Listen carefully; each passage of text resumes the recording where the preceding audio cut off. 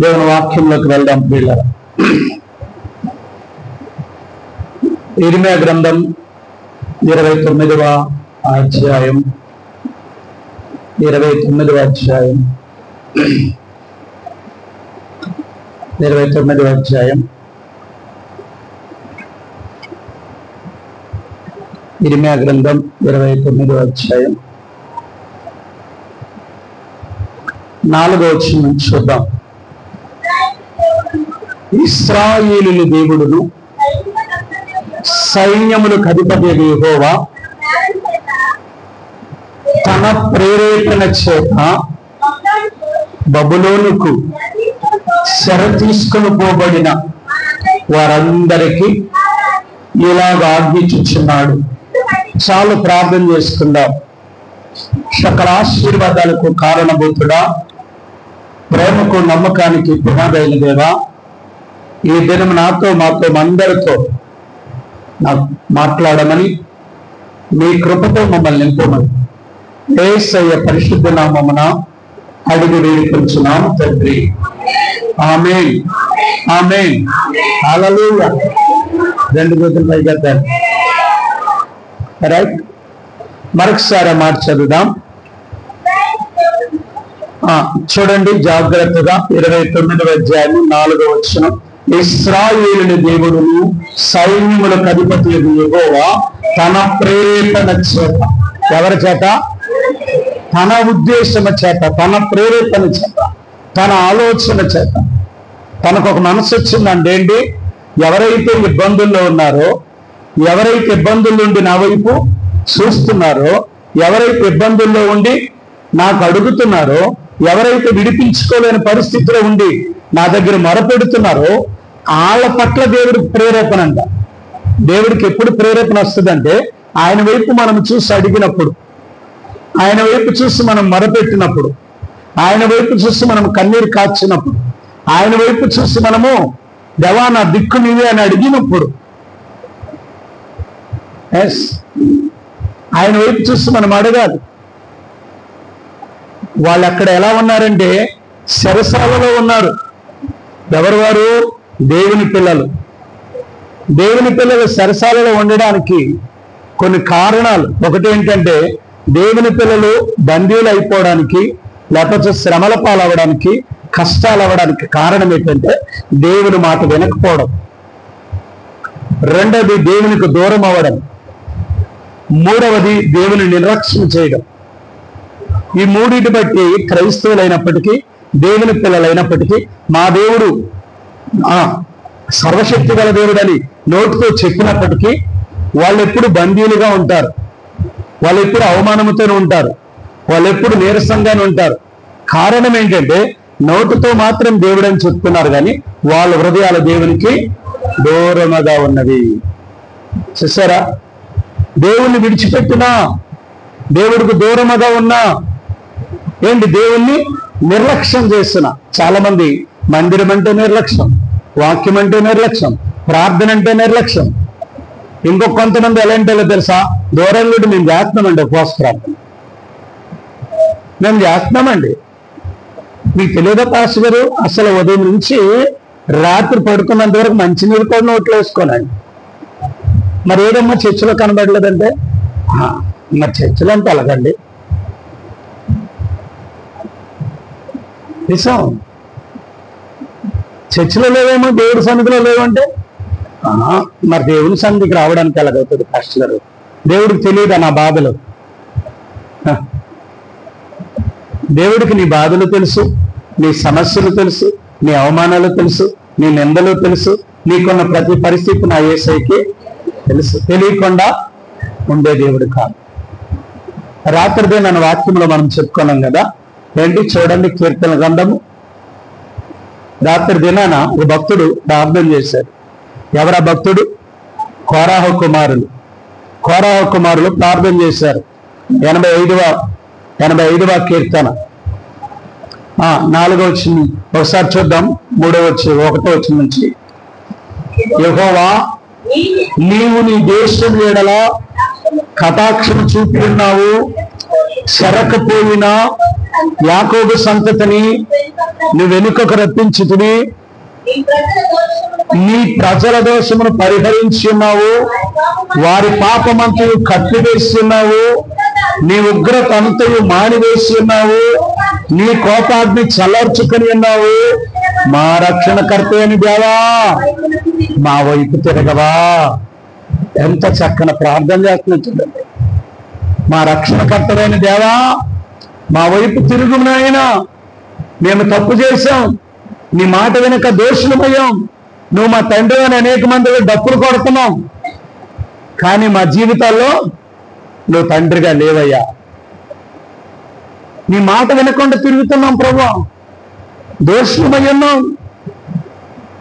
ఈరోజు మాకు ఈ బాధలు ఎందుకంటే చర్చికైతే వెళ్తున్నాం, ప్రార్థన అయితే చేస్తున్నాం, భక్తులమని అనిపించుకుంటున్నాం. 10 మంది దగ్గర శబాస్ వీళ్ళు చాలా భక్తి పరువుల్లో అని బయట కనిపించుకుంటున్నాం, కానీ మేము దూరంగా ఉన్నాం ప్రభువా. మాకు శర కారణం ఏంటో తెలుసా? నిన్ను వదలడమే, నీకు దూరంగా ఉండడమే. తండ్రికి దూరంగా ఉన్నవాడు శత్రువు చేతిలో పడిపోతాడు. మా హృదయాలు మీకు ఎలా ఉన్నాయి? దూరంగా ఉన్నాయి ప్రభువా. పెదవులతోనే ప్రార్థన, పెదవులతోనే ఆరాధన, పెదవులతోనే స్తోత్రాలు, పెదవులు అన్ని పెదవులే ప్రభువా. హృదయం మాత్రం దూరంగా. ఆ భక్తుడు అంటున్నాడు, శరలో ఉన్నప్పుడు అంటున్నటువంటి భక్తులు ఏంటో తెలుసా? దేవా మా రక్షణకర్త అయినా దేవా మా వైపునకు తిరుగుము. ఒకసారి చెప్పండి అందరూ.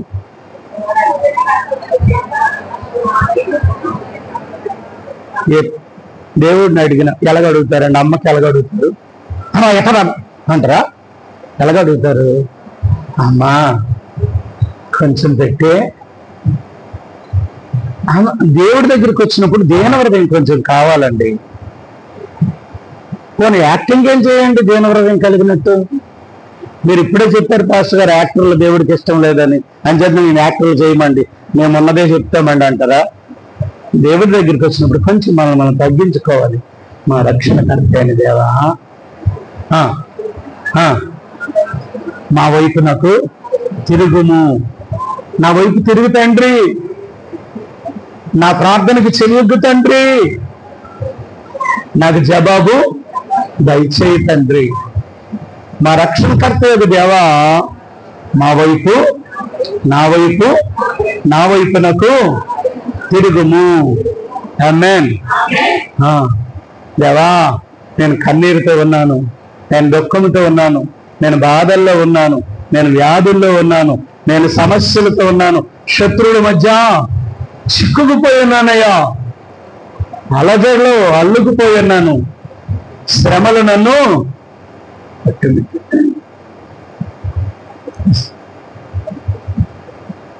గాలి సముద్రపు అలలతో నేను కొట్టబడి నెట్టబడి ఉండినప్పుడు, గాలి సముద్ర అలలతో నేను కొట్టబడి నెట్టబడి ఉండినప్పుడు, ఆదరించెను ఈ వాక్యము, లేవనెత్తను ఈ హస్తము. ఆదరించెను ఈ వాక్యము, లేవనెత్తను నీ హస్తము. హల్లెలూయా హల్లెలూయా హల్లెలూయా హల్లెలూయా హల్లెలూయా హల్లెలూయా హల్లెలూయా హల్లెలూయా. గాలి సముద్ర అలలతో నేను కొట్టబడి నెట్టబడి ఉండినప్పుడు, గాలి సముద్ర అలలతో నేను కొట్టబడి నెట్టబడి, అందరం ఆదరించెను నీ వాక్యము. నరుచుదాం నెట్టెను నీ హస్తము. అందరం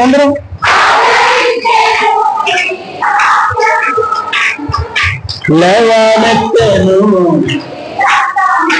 ఆమేన్. హల్లెలూయా హల్లెలూయా హల్లెలూయా హల్లెలూయా.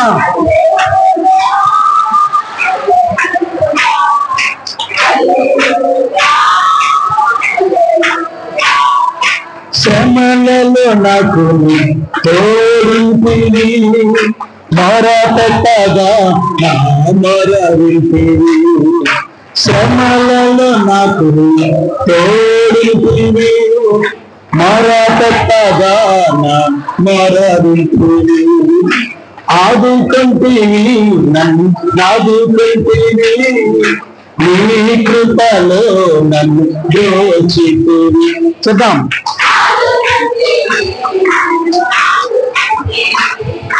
నీ కృపలో నన్ను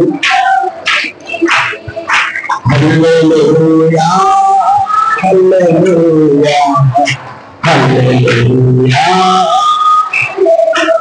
చేద్దాం చేద్దాం చేద్దాం చేద్దాం.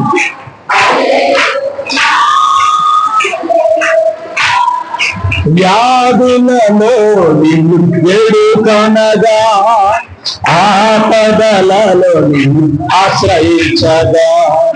వ్యాధులలో వేడుకొనగా, ఆపదలలో నిన్ను ఆశ్రయించగా.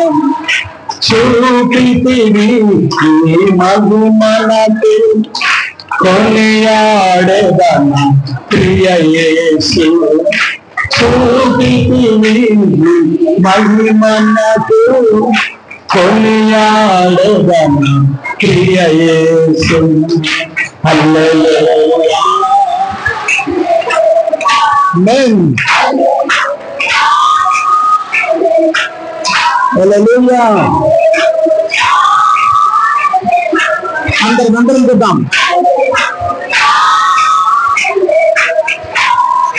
గాలి సముద్రపు నెట్టబడి, గాలి సముద్రపు నెట్టబడి, ఆదరించను నీ వాక్యము, లేవనెత్తను నీ హస్తము. ఆదరించింది ఉంచను నీ వాక్యము, లేవనెత్తను నీ హస్తము. హల్లెలూయా హల్లెలూయా హల్లెలూయా హల్లెలూయా హల్లెలూయా హల్లెలూయా హల్లెలూయా. లేవనెత్తిందండి ఆయన హస్తము, ఆదరించిందండి ఆయన వాక్యం. ఆ వాక్యానికి నువ్వు ఎప్పుడైతే ప్రాధాన్యత ఇస్తావో ఆ వాక్యం నేను ఆదరిస్తాను.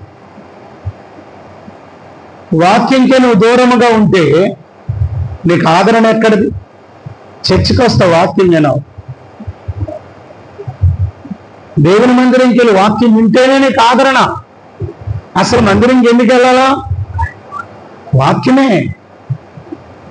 ప్రార్థన ఎందుకంటే నీ బాధలు చెప్పుకుంటున్నావు. బాధ వాక్యం ఏం చేస్తుందంటే నువ్వు చెప్పిన బాధలు కదా ఆదరణ కలగజేస్తుంది. నువ్వు చెప్పే ప్రతి మాటకి సమాధానం ఇస్తుంది వాక్యం. కానీ నువ్వు ప్రార్థన చేసి వెళ్ళిపోతే సుఖమేముంది? నేను గంటలు చేశానండి. నా ప్రార్థన తెలుసా, ఉదయం మొదలు పెట్టాను, రాత్రి పడుకున్నంత వరకు చెప్తూనే ఉన్నాను. నువ్వు చేసుకొని ఉంటే మరి దేవుడి మాట ఎప్పుడు వింటావు? చేయొద్దంటలేదు. దేవుడికి కూడా నువ్వు అవకాశము ఇవ్వాల. నువ్వు మాట్లాడినంత వరకు నువ్వు మాట్లాడు, మిగతాది దేవుడు మాట్లాడుతాడు. మిగతాది దేవుడు మాట్లాడుతాడు. ఇంకొక పని కూడా ఉంది. నువ్వు ముందు దేవుడికి చెప్పకుండా దేవుడు నీతో ఏం మాట్లాడి నీకు అర్థమవు. అందుకని ముందు ప్రార్థన, తర్వాత వాక్యం. వాక్యములో ఆదరించే దేవుడు, వాక్యములో ఆదరించే దేవుడు. దేవునికి స్తోత్రం. హల్లెలూయా, హల్లెలూయా. వాక్యంలో ఆదరించే దేవుడు. రైట్ పిల్ల. అందుచేత ఇక్కడ భక్తుడు ఏమంటున్నాడు? మా రక్షణకర్త దేవా, మా వైపునకు నేను కష్టాల్లో ఉన్నాను ప్రభా, శ్రమల్లో ఉన్నాను ప్రభా, బాధల్లో ఉన్నాను. ఎవరు లేరు ప్రభా, నాకు దిక్కు లేదు దాన్ని, అనాథను ప్రభా, నాకెవరు లేరు. అందరూ ఉన్నారు అంటున్నారు, కానీ కష్టం వచ్చినప్పుడు ఎవరు కనబడట్లేదు ప్రభా. ఇన్ని రోజులు వాళ్ళు ఉన్నారని నీళ్ళు అనుకొని మోసపోయాను, కానీ పరిస్థితి వచ్చినప్పుడు అర్థమైంది ఎవరూ లేదని. పరిస్థితి రాకముందు వాళ్ళున్నారు, వీళ్ళున్నారు, వాళ్ళు ఉన్నారు, నా బంధువులు ఉన్నారు, నా స్వాంతం ఉంది, చాలా మంది నేను ఇలా ఈట వేస్తే వస్తారు అనుకున్నాను డాడీ. కానీ కష్టం వచ్చినప్పుడు తెలిసింది ఎవరు దరిదాపుల్లోకి రాలేదయ్యా. దేవా, నా రక్షణకర్త అయినా దేవా, నా వైపునకు తిరుగుతాండి. ప్రార్థన అలా ఉండాలి. ప్రార్థన తగ్గించుకుని నువ్వు ఎంత ప్రార్థన చేస్తావు, తండ్రి అయిన దేవుడు నీ ప్రార్థన అంతగా వింటాడు. నిజం. తగ్గించుకో దేవుని దగ్గర. ఉపవాసం అంటే తగ్గింపు. నిన్ను నువ్వు తగ్గించుకొని ప్రార్థించు. రక్షణకర్తమైన దేవా, రక్షణకర్తమైన యెహోవా, నా వైపునకు తిరుగుతండి. నువ్వు ఇప్పుడు తిరగకపోతే నాకెవరు లేరయ్యా. నువ్వు ఆదరించకపోతే నాకు ఆదరించేవారు ఎవరు లేరయ్యా. అందరి చేతులు చూశాను, కానీ అందరి చేతులు వెనక్కి తీశారయ్యా. నీ చేతితో నన్ను లేవనెత్తండి ప్రభు. ఇంకా అక్కడ అంటున్నాడు చూడండి, ఇంకా అక్కడికి వెళ్ళి చదవండి. నా రక్షణకర్త మా వైపునకు తిరుగుము, మా మీద ఇంతవరకు ఉన్నటువంటి నీ కోపాన్ని సాలించు ప్రభా. ఎవరు కోపపడినా నేను బతకగలను, కానీ నీ కోపము పడితే నా ఇల్లు కానీ నేను కానీ కనబడను ప్రభు. నీ కోపం నా ఇంటి మీద రానదు ప్రభు. ఎందుకు కోపం వస్తుంది? నీ మాట నేను వినలేదు, దయతో క్షమించని. అక్కడ ఇంకో ప్రార్థన చేస్తున్నాడు.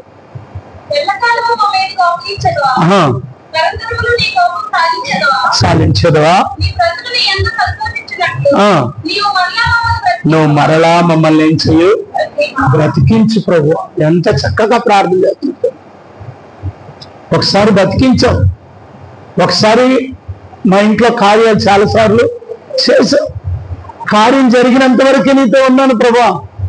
కార్యం జరగగానా మళ్ళీ తెప్పానయ్యా. ఆకలేసినప్పుడు అయ్యా అన్నాను, ఆకలి తీరిగిపోయాక నీవెవడు అన్నాను. నీ మాటే నేను పట్టించుకోలేదు, నిన్ను అసలు పట్టించుకోలేదు. నీ కోపం ఉండడం సహజమే, నీ కోపం నా మీదకి రానివ్వక.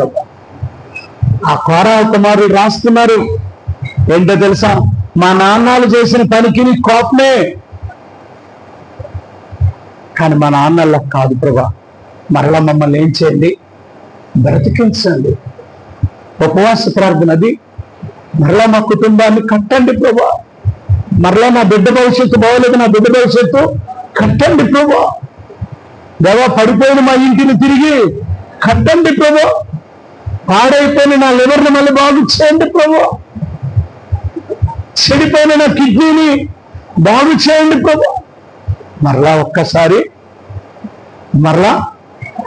ఒక్కసారి బ్రతికించి ప్రభు. అందరనే మాటలతో చచ్చిపోయాను ప్రభు. నా స్నేహితులే నాతో మాట్లాడినప్పుడు ఆ మాటలకే నేనేమైపోయాను, చచ్చిపోయాను. నా బంధువులు ఒక్కొక్క మాట సూటిపోటు మాట్లాడి నన్ను పొడుస్తుంటే నేను చచ్చిపోతున్నాను ప్రభు. బతకడం కనబడుతున్నాను కానీ మనిషిగా లోపల చచ్చిపోయాను ప్రభు. మనుషుల్లో కనబడుతున్నాను అందరికీ. ఆడికేంటి అని అంటున్నారు కానీ నేను లోపల చచ్చిపోతున్నాను ప్రభు. మరలా నాకు బ్రతికించయ్యా. నా కుటుంబస్తులు అనే మాటలు, నా స్నేహితులు అనే మాటలు, నా భర్త అనే మాటలు, నా భార్య అనే మాటలు, నా పిల్లలు అనే మాటలు, నా కడుపును పుట్టిన పిల్లలు నాకు అనే మాటలకి నేను చచ్చిపోయాను ప్రభు. చాలా మంది పిల్లలు తల్లి బతుకుతున్నట్టు కనబడుతున్నావు, ముఖం తేటిగా ఉంది, కానీ హృదయం ఎంతో బాధపడుతుంది.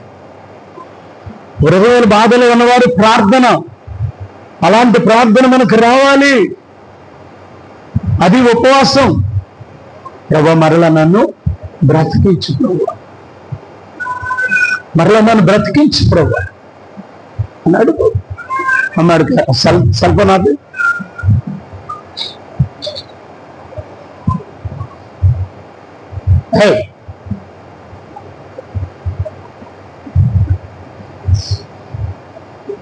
మరలా మమ్మల్ని బ్రతికించు ప్రభు.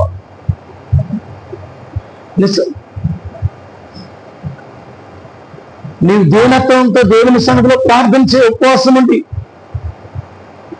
దేవా బతిమాలుకో. ఎలా తెలుసా? మమ్మల్ని బ్రతికించు ప్రభు, నా వైపు తిరుగు, నన్ను బ్రతికించు, మరలా బ్రతికించు. ఈసారి బ్రతికిస్తే నీకు సాక్షిగా ఉంటాను ప్రభు. ఇన్ని రోజులు తప్పిపోయాను, నీ తిండి తిన్నాను, నీ ఉప్పు తాగాను, నీ బట్టలు వేసుకున్నాను, నేను ఇచ్చినవన్నీ అనుభవించాను, కానీ నీకు దూరముగా ఉన్నానయ్యా. దేవునికి దూరముగా ఉన్నవాడు బతుకున్నా బతికలేనట్టే. దగ్గర అంటాడు యేసు ప్రభువు ప్రకటన గ్రంథం, నువ్వు మృతుడు, నువ్వు సజీవుడు ఉన్నావు కానీ నువ్వు మృతుడివే, జీవిస్తున్నావని పేరు నీకున్నది కానీ నువ్వు మృతుడివే. చాలాసార్లు అంటారు, ఏదైనా బాధ కలిగినప్పుడు ఎవరైనా మనకంటే ఇంకెందుకు రా చచ్చిన పాముని చంపుతారా, ఆల్రెడీ చచ్చిపోయాను మళ్ళీ చంపుతావేంట్రా. ఆ చచ్చిపోయిన బ్రతికిలో దేవుడి దగ్గరికి వచ్చి బ్రతికించు ప్రభు అన్నాడు. బ్రతికించు ప్రభు. ఇంకా కిందన అంటాడు చూడండి, యెహోవా నీ కృప మాకేం చెయ్యు అయ్యా, నీ కృప మాకు కనపరచు తండ్రి. ఎందుకంటే మా భక్తి మా శక్తి కాదు, నీ కృప ద్వారా మేము బతకగలం. నీ కృప మా ఇంట్లో కనపరచు. అంటే అర్థం ఏంటో తెలుసా? మా ఇంట్లో జరిగి నువ్వు చేసేవని, కార్యం చేసేవని ప్రజలందరికీ తెలియాలి ప్రభు. నన్ను హింసించిన వాళ్ళకి తెలియాలి, నన్ను హేళన చేసిన వాళ్ళకి తెలియాలి, నన్ను అవమానపరిచిన వాళ్ళకి తెలియాలి. తెలియాలంటే ఏం చేయాలి? మా ఇంటి నుండి కార్యము కనబడాలి. ఆమేన్, ఆమేన్. కనపరచు ప్రభు అని దేవుడున్నాడు. దేవ కనపరచు ప్రభు, నా ఇంట్లో కార్యం కనపరచు. ఈ ఉపవాస ప్రార్థనలు అయ్యేసరికి నా ఇంట్లో కార్యం కనపరచు ప్రభు. నువ్వు చేసే కార్యం దాగుండడానికి వీల్లేదు. దేవుడు చేసిన అద్భుతాలు దాచుకోవడానికి కాదు, ప్రకటించడానికి. ఆమేన్. ప్రేమించేదా యేసురా నిన్నే, ప్రేమించేదా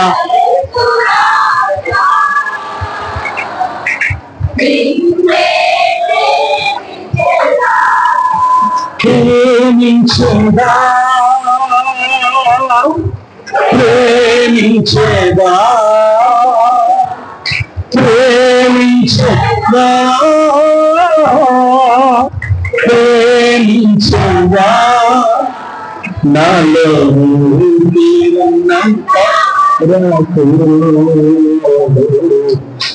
మట్టిలో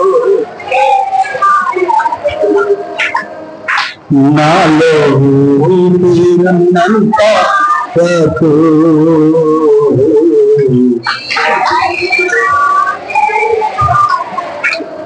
కనపరిచాను. దేవుడిని అడిగి ఈరోజు ఉపవాసం అండి, ప్రభువా ఈ ఉపవాస దినాలు అయ్యేలోపు నీ కార్యమ్మ కళ్ళారా చూడండి. నేనే కాదయ్యా, నాతో ఉన్నవారందరూ చూడాలి. ఏ వీధిలో ఉన్న వీధులు చూడాలి. దేవుడు ప్రార్థన చేశాడు, దేవుడి ఇంట్లో కార్యము జరిగించాడు. నీ నామం ఏమవ్వాలి? నా కుటుంబం ద్వారా మహిమపరచబడాలి అంటున్నాడు. కనపరిచేటట్టు కనపరచు ప్రభు. దాచుకునేవి దేవుడు ఎవడు?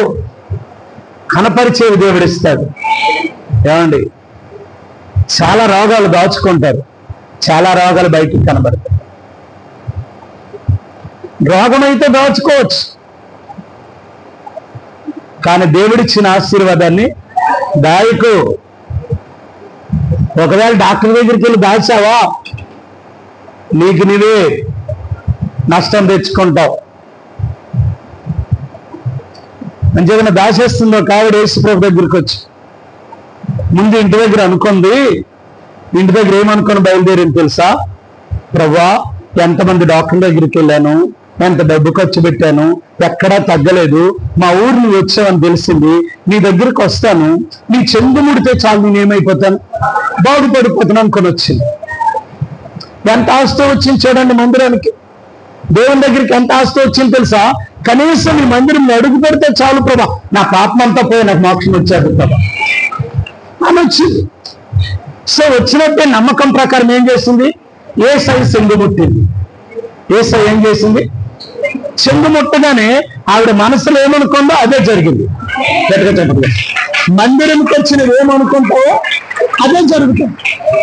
నువ్వు మనసులో ఏమనుకొని మందిరానికి వస్తావో, అంటే యేసయ్య దగ్గర రావడం అంటే మందిరానికి మనసులో అనుకొని, ఉపవాసం ఉండి నువ్వు మనసులో ఏమనుకొని వస్తావో అదే జరుగుతుంది. నువ్వు మనసులో ఒకటి అనుకొని బయటకు ఒకటి అడిగినా జరగదు. ఒకవేళ జరిగినా నీకు అది కనబడదు. ముందు ఏమనుకున్నావు అదే జరుగుతుంది. దేవుడు ఎలాంటి వాడంటే క్రమం మన కలిగిన వాడు. ముందు మనం ఏది అనుకుంటామో అది ముందు జరిగిన తర్వాత అనుకున్నది జరుగుతాయి. అన్ని క్రమంగా చేసుకెళ్తాడు. ముందు మనం ఏమంటాం తెలుసా? మనం ఎప్పుడు ఏమంటాం చెప్పండి. నేను మీరేమన్నారో లేదో నాకు తెలియదు, కానీ నేను దేవుడి దగ్గరికి వచ్చినప్పుడు అనుకున్నాను, ప్రభా ఒక్క పూట గింజన్న మా పిల్లలకు పెట్టుకుంటే చాలు ప్రభా అనుకున్నాను. అనగానే ఏం చేశాడు? ఆ గింజన్నంతో ఉంచాడు. కొన్ని సంవత్సరాలు ఉన్నాం. ఎప్పుడైతే గింజనం పెట్టాడు మొదలు పెట్టాడో అప్పుడు ఒక ఆశ, గింజనం కాదు ప్రభా, మా పిల్లలంతా ఉన్నతంగా ఉండాలి ప్రభా అన్నాను. ముందు ఏ ప్రార్థన చేశాను? మరి అదే అవుతుంది సంవత్సరం వాడి. కొన్ని సంవత్సరాలు జరుగుతుంది. మళ్ళీ ఇప్పుడు దేవుడిని అడిగాను, ప్రభా ఏం గింజనం వేస్తున్నావు? ఎప్పుడు చూసినా ఏ రోజు వండుకున్న గింజనం పిల్లలకు అసలు ఏం పెట్టుకోలేకపోతున్నాను. ఏంటంటే నువ్వే అడిగావు కదా. మళ్ళీ ధనవంతుడు కావాలని అడిగాను కదా ప్రభు అంటే, ఆ తర్వాత లిస్టు. ముందు ఏ లిస్ట్ అడిగావు? పేదోడుగా ఉండాలన్నా పేదోడుగా ఉంచుతాను. నాకేం అవసరం లేదు ప్రభు. ఈ గొప్పకి మన ప్రార్థనలు వచ్చిన వెంటనే మనం గొప్పకి ఏం చేస్తుంటామంటే మన ప్రార్థనలు, నాకు ఇచ్చినా ఇవ్వకపోయినా పర్లేదు ప్రభు, నీతోనే ఉంటానంటే ఎత్తాడేది. ఎమ్మని ఒకడు ఉంటావా ఉండవని పరీక్ష చేస్తాడు. ముందే వచ్చినప్పుడు నువ్వేం చేయాలా? ఏం చేయాలా? ప్రభు నీవు ఏ స్థితిలో ఉన్నావో నన్ను నీ బిడ్డగా చేసి నీలాంటి జీవితం దయచేయండి. ఆయన ధనవంతుడే ఉన్నాడు, మనలో కూడా. ఆయన ఏది కొరత లేని వాడు ఉన్నాడు, మనలో కూడా. ఆయన అదృష్టవంతుడే ఉన్నాడు, మనలో కూడా. ఆయన భాగ్యవంతుడే ఉన్నాడు, మనలో కూడా. ఆయన శ్రీమంతుడే ఉన్నాడు, మనలో కూడా. ఆయన ఆరోగ్యవంతుడే ఉన్నాడు, మనలో కూడా. మరి వచ్చినప్పుడు కనీసం ఈ ఒక్క పూట ఈ సమస్య తీర్చేస్తే చాలు ప్రభు ఎందుకు అడుగుతావు? మనందరం అడిగే పని అదే. వచ్చినప్పుడు ఏమంటానండి, ఈ ఒక్కసారే ప్రభా, ఈ ఒక్క కార్యం చేసే ప్రభా నీ పేరు చెప్పుకోండి. ఆ ఒక్క కార్యం చేసిన వెంటనే ఇంకొక పెద్ద సమస్య వస్తుంటుంది. మరి ఇప్పుడేం చేస్తాం? చాలా మంది తెలివిగా మన మానవులం కదా, గొప్ప తెలివైన వాళ్ళు. ఈ ఒక్కసారి క్షమించే ప్రభా, వాళ్ళ తర్వాత చేయవా చేస్తున్నామా లేదా? అంచేత దేవుడి దగ్గర ముందే వచ్చినప్పుడు ప్రభా ప్రతిదీ నీ చిత్తంలో జరిగించే, నా మనసు కాదు నీ మనసు బట్టి నేను నడవాలి. అలాంటి మనసు నాకు దయచి.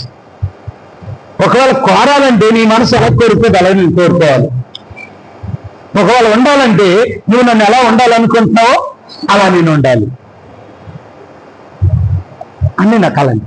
అంటే ముందే మనం ఏం చేస్తామంటే చాలా మంది అండి, ఇప్పుడు నీవే కాదు నేనే కాదు, నాకు తెలియకముందు నేను అది అడిగాను. ఎప్పుడైతే బైబిల్ తెలుసుకున్నానో ఆ రోజు నేను అడగ మొదలు పెట్టాను. ఎందుకంటే ఆయన ఉన్నతమైన వాడు, అడిగినవన్నీ ఉన్నతంగానే అడుగుతాడు. ఆమేన్. ఆయన బైబిల్ ఏం చెప్తున్నాడు? నేను మహోన్నతమైన స్థలములలో నివసిస్తున్నవాడు. ఒకసారి చూడండి, యెషయా గ్రంథం 57వ అధ్యాయం 17వ వచనం. అమ్మా 57 యెషయా గ్రంథం. ఒక్క నిమిషం. 15 అమ్మా, 57:15. మహాగణుడును మహోన్నతుడును పరిశుద్ధుడును నిత్య నివాసైన వాడు ఇలాగ సెలవిచ్చుచున్నాడు, నేను మహోన్నతమైన పరిశుద్ధ స్థలములలో నివసించువాడను అయినను వినయము గలవారి ప్రాణమును ఉజ్జీవింపజేయుటకును నలిగిన వారిని ఆ ప్రాణమును తిరంపచేయుటకును వినయము గల వారి వద్ద, దీన మనసు గల వారి వద్ద నేను నివసించుచున్నాను. ఆమేన్. వాక్యాన్ని చదివినప్పుడు నాకు అర్థమైంది, నా దేవుడు మహోన్నతుడు కదా, ఆయన దగ్గరికి వెళ్ళి రాజు దగ్గరికి వెళ్ళి పావలు అడిగినట్టు ఉంటుంది. రాజు ఇంటికి వెళ్ళి అడుక్కున్నాడు, ఎంత అడుగుతాడండి?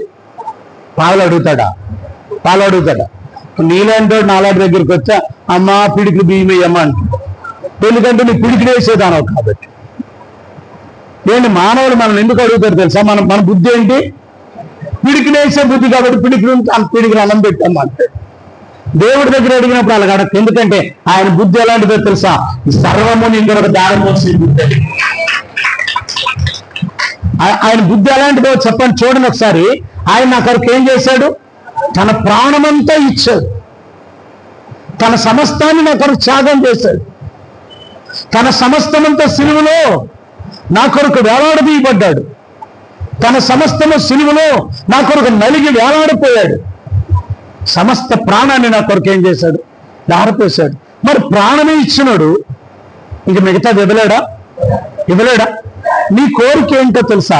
ఎప్పుడు నువ్వు దేవుని మందిరంలో కోరేటప్పుడు పక్కోడు కలిసిపోమని అడగమని చెప్పట్లేదు.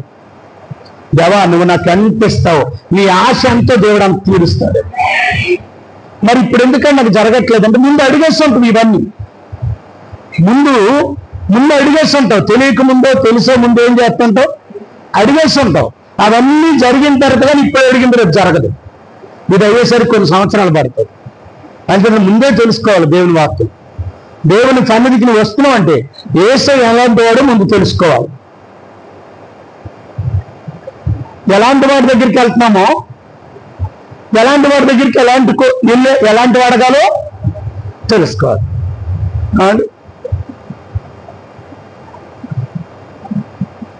కళ్ళు డాక్టర్ దగ్గరికి వెళ్ళి కళ్ళు చూపిస్తూ అవుతుందా? ఏం చేస్తాడు పళ్ళు డాక్టర్? వేరే కూర్చోరని ఉన్న కళ్ళు పీకేస్తాడు. కన్ను డాక్టర్ దగ్గరికి వెళ్ళి కన్ను నొప్పి వస్తుందని అంటే అవుతుందా? ఏ స్థాయికి ఆ స్థాయి అడగాలి. నా దేవుడు హైలీగా ఉన్నతమైన దేవుడు. ఏంటి చెప్పండి, మన దేవుడు ఎలాంటి వాడు? గట్టిగా చెప్పాలి. ఉన్నతమైన వాడు. మరి ఆయన ఇవ్వడం కూడా ఎలాగ ఉంటుంది? గట్టిగా అంటే లోకంలో ఒక సామెత ఉంటుంది, రాజు తలుసుకుంటే దెబ్బలకి కొడువు ఉండదట, డబ్బులకి కొడువు ఉండదట. వాడికి నచ్చామనుకో మెడలో కూడా ఇసిరేస్తుంటాడు కదా. మీరు ఎప్పుడైనా చూసారా? కొన్ని కనీసం ఎక్కడైనా నాటకాల్లో నేను చూడలేదా, టీవీలో నేను చూడలేదా? రాజుకు నచ్చి ఏం చేస్తాడు? ఈ మెడలో తీసి ఏం చేస్తుంటాడు? విసిరేస్తుంటాడు కదా. ఎందుకంటే రాజు ఇవ్వాలంటే ఏమిస్తాడు? ఉన్నతమైన ఇస్తాడు. నాలాగా నీలా చిల్లర డబ్బులు ఏర్డు. మనమైతే ఏం చేస్తామంటే అడుక్కున్న వాళ్ళు కనబడితే చిల్లర ఎక్కడ ఉందో కదా. ఏమండి కదా, ఈ అడుక్కున్న బాబుకి చర్చిలో కూడా అదే బాధ. చిల్లర వెతుకుతూ ఉంటారు. చర్చిల్లో సిల్లర్ ఎతక్కండి అమ్మా, నీకు వెయ్యాలంటే వెయ్యి అని, లేదంటే మానే కానీ సిల్లర్ డబ్బులు వేసే అవమానాన్ని దేవునికి పొందక. ఏంటి 100 రూపాయల నోటు పక్కన ఉంటుంది, నేను కూడా అదే చేశాను కాబట్టి పక్కన 100 రూపాయలు ఉంటుంది. నేను రూపాయలు ఎతికేవాడు కానుక డబ్బు వచ్చినప్పుడు. ఆ రూపాయలు ఎతికితే ఏం చేస్తాడు దేవుడు? వేరే నీ సిల్లర్ బ్రతికేనరా కాబట్టి సిల్లర్గా ఉండరా అన్నాడు. ఏ రోజైతే తెలుసుకొని ఉన్నది దేవుడికి ఇవ్వడం మొదలు పెట్టామో ఆ రోజు నుండి ఆయనకు ఉన్నది నాకు ఇవ్వడం మొదలు పెట్టాను. అంచేతనే మనకు ఎవరైనా రోడ్డు మీద అడిగితే ఏం చేస్తామండి? 100 నేను 100 ఎత్తామా? వెయ్యం, మన బతికేంటి? చూడు బ్యాగ్లో పావులంలో రూపాయలు ముందు రూపాయలు. మా పాస్టమ్ గారు నేను వెళ్తాను అనుకోండి, ఎవరైనా రోడ్డు అంటే లైన్లో కలుస్తారు, అడుగు వీడేం చేస్తారు తెలుసా? అందులో 20 రూపాయలు ఉంటే 20 రూపాయలు 50 రూపాయలు అక్కడ పక్కన 6 రూపాయలు పెట్టాను చూడు, 6 రూపాయలు ఉన్నాయిలేండి ఇక్కడ తినండి అనుకుని ఏం చేస్తుంది? హైలీగా ఇవ్వడం మొదలు పెట్టింది. అంచేతనే ఆవిడ కుటుంబాన్ని హైలీగా దేవుడు దీవించి, నేను సిల్లర్ ఇవ్వడం మొదలు పెట్టాను. నా జీవితాన్ని ఈ సిల్లర్కి హైలీకి ఏమైపోయింది? ఇప్పుడు కోటి వచ్చేసింది. ఇప్పుడు నేను అందులోకి వెళ్ళాలి, ఆవిడ నాలోకి రావాలా? చెప్పండి. మన ఉద్దేశం ఎక్కువ కోరుకున్నది ఎప్పుడు చెప్పండి? అంటే బయటికి కనబడాలంటే అలాగే వెళ్ళాలా? ఇవ్వడం వచ్చేసరికి నాలోకి రావాలనుకుంటారు కదా మీరు. లేదు లేదు, మన దేవుడు ఎప్పుడు హైలీ కాదు కాబట్టి మన ఆలోచనలు ఎలా ఉండాలా? ఉన్నతంగా ఉండాలి. ఎప్పుడు కూడా నీ ఆలోచనలు ఉన్నతంగా ఉండాలి. నీ పిల్లల్ని ఎప్పుడు ఉన్నతంగా చూడాలి. నేను చూసి చెప్పాను కదా, నేను సేవ చేస్తున్నప్పుడు ఏమి ఉండేది కాదు మాకు. పిల్లలు తిండి పెట్టుకోవడానికే కష్టం. పిల్లల్ని చదివించాలంటే ఏం చేయాలా? నేను అన్నాను పాస్టమ్ గారికి, దుంపల బడిలు వేసేస్తున్నాను అంటే గవర్నమెంట్ స్కూల్. అదేంటండి, కూలి పని చేసుకున్నాడే రోజుకి 50 రూపాయలు సంపాదించుకున్నాడు, పిల్లలు కాన్వెంట్లో వేస్తున్నాడు. మీరు సర్వోన్నతమైన దేవుని పని చేస్తున్నాం మనము. మరి మన తండ్రి ఎవడంటే, ఏం గవర్నమెంట్ స్కూల్లో చదువు నేను ఇంజనీర్ అవ్వలేదా? అంత తక్కువ అంటే ఏంటి అని అన్నాను. ఏది ఏమైనా మీ మాట కాదు కానీ నేను నన్ను పిలిచి నా తండ్రికి అడుగుతాను, నా పిల్లల్ని ఎప్పుడు ఉన్నతంగానే ఉంచాను. నిజం. అంటే దేవుడు ఏం చేశాడు? ఆవిడ అడిగిన రీతిగానే పిల్లల్ని ఉన్నతమైన చదువులే చదివించాడు, ఉన్నతమైన జీవితాన్నే ఇచ్చాడు. నువ్వు ఆశపడాలి నీ పిల్లల పట్ల. పక్కోళ్ళని దోచుకోమని నేను అంటలేదు, పక్కోళ్ళ మీద ఆధారపడమని అంటలేదు. అలాంటి జీవితం దేవుడు వద్దు అంటున్నాడు. పక్కోళ్ళ మీద ఆధారపడడం, పక్కోళ్ళని దోచుకోవడం, పక్కోడు కలిసిపోతే బాగుండు అనుకోవడం, పక్కోడు బాగుపడితే చూడలేకపోవడం, ఇటువంటివి దేవుడు ఇష్టం ఉండదు. దేవుడి ఇష్టం ఏంటో తెలుసా?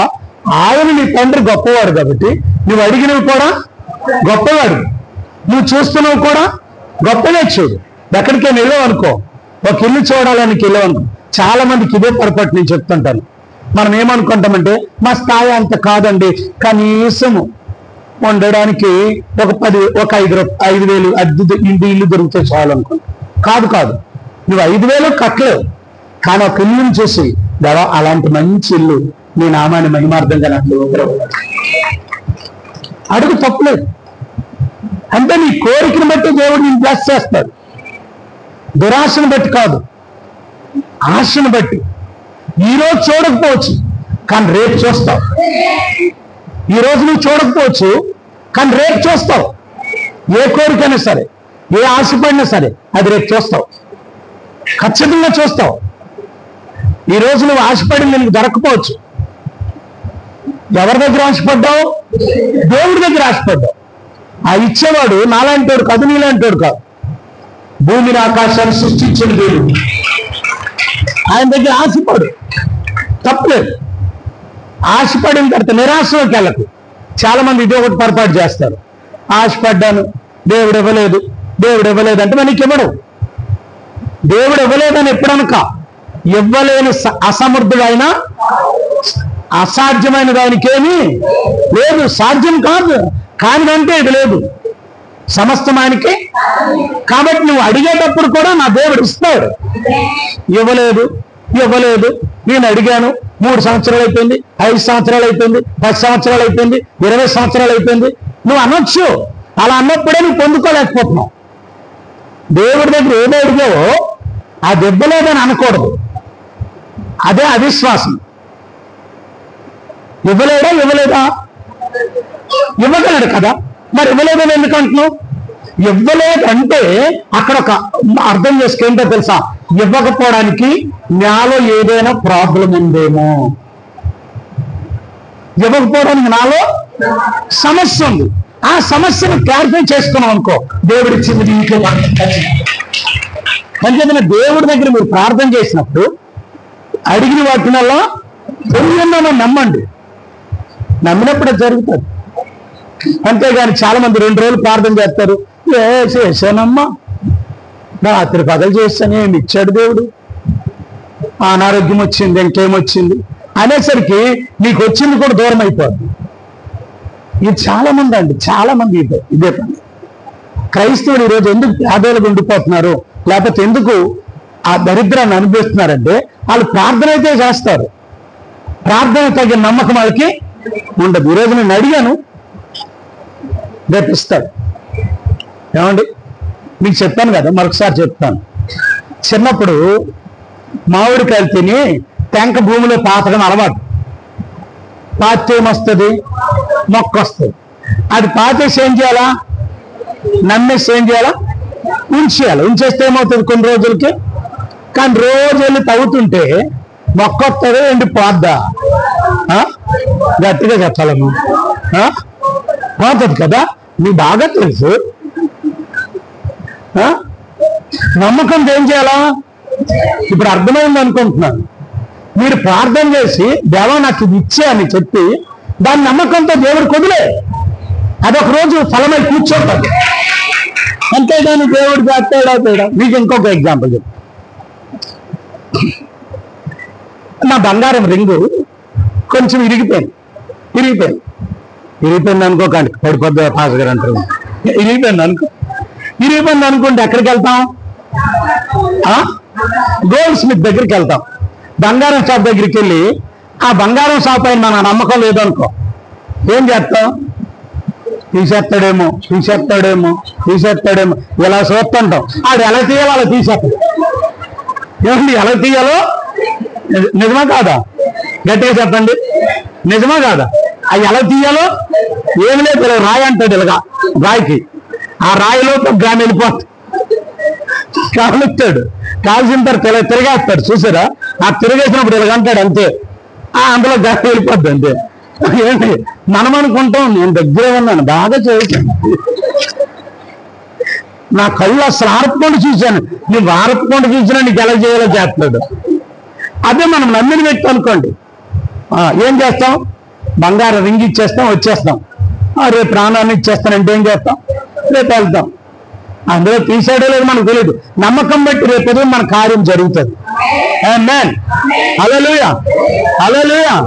అంజనే దేవుడి దగ్గర ప్రార్థన చేసావంటే నన్ను వదిలే. దేవుని కొరకు ప్రార్థన చేసావు, అది నమ్మకంతో విడిచిపెట్టి దేవుడికి విడిచిపెట్టి, దేవా నీ ఇష్టం, నువ్వు ఇస్తావు. అలా ఎప్పుడైతే నమ్మి విడిచిపెడతావో కొన్ని రోజులకు అద్భుతమైన కార్యాలు ఇచ్చావు. అది నీ కళ్ళెదురు కనబడుతుంది, నీ కంట్లో కనబడుతుంది, నీ ఇంట్లో కనబడుతుంది, నీ గ్రామంలో కనబడుతుంది.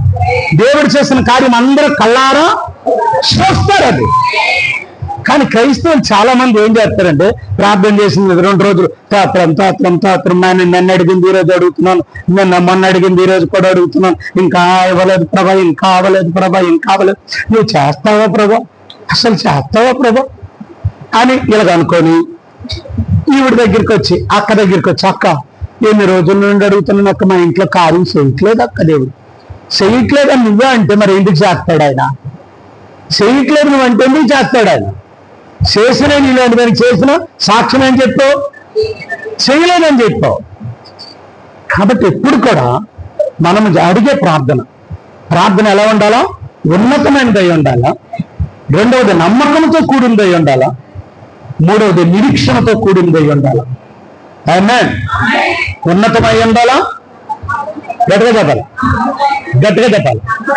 నమ్మకంతో కూడిందే అంటాలా, నిరీక్షణతో కూడిందే అంట. అప్పుడు నీ కళ్ళకి రద్దుపరచడం. ఆమేన్, ఆమేన్, ఆమేన్. హల్లెలూయా, హల్లెలూయా. మరొకసారి చదువుదాం, చూడండి. చదవండి. ముందు మన కీర్తన గ్రంథం 85వ అధ్యాయం.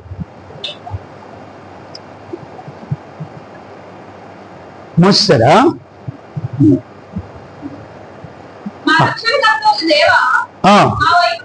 ఆ కింద వచ్చింది, ఇంకా చదివేసావు కింద.